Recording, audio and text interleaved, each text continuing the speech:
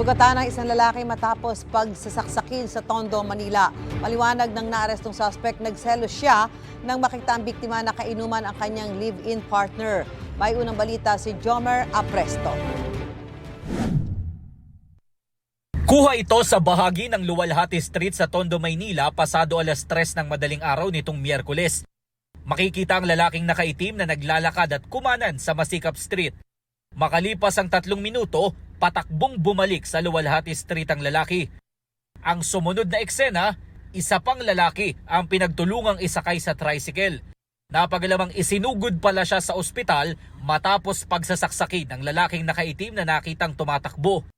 Umiinom kami sa taas dahil may kasayaan. Biglang gamatok ko. May binuksan. Biglang sinugod ako, sumugod ka sa akin . Nagtamo ng sugat sa iba't ibang bahagi ng katawan ang 64 years old na biktima. Ang dahilan daw ng krimen, selos, dahil nakita ng suspect na magkasama ang kanyang live-in partner at ang biktima. Kasi yung babae, sa akin hindi gusto . Nagselos nga siguro siya sa babae, obsessed siya . Pero iginit ng biktima na anak ang turing niya sa live-in partner ng suspect dahil nangungupahan sa kanyang apartment ang lola nito. Ayon naman sa pulisya, agad nilang nahuli ang 23 years old na suspect matapos siyang mamataan ng mga rumorondang pulis.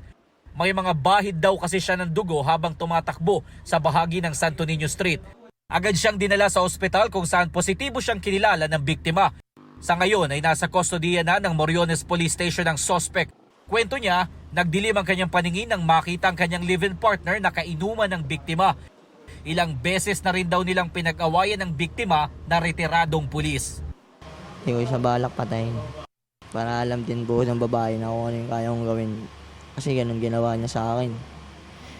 Parang nakapakan niya yung pagkalalaki ko . Nagsisisi naman daw siya sa kanyang nagawa. Alam ko naman po mali yung ginawa ko . Nilagay ko sa kamay yung matas .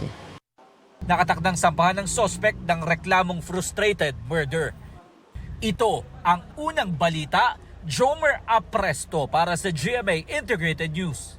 Mga kapuso, para una ka sa mga balita, mag-subscribe sa GMA Integrated News sa YouTube. Sa mga kapuso abroad, subaybayan niyo po kami sa GMA Pinoy TV at sa www.gmanews.tv.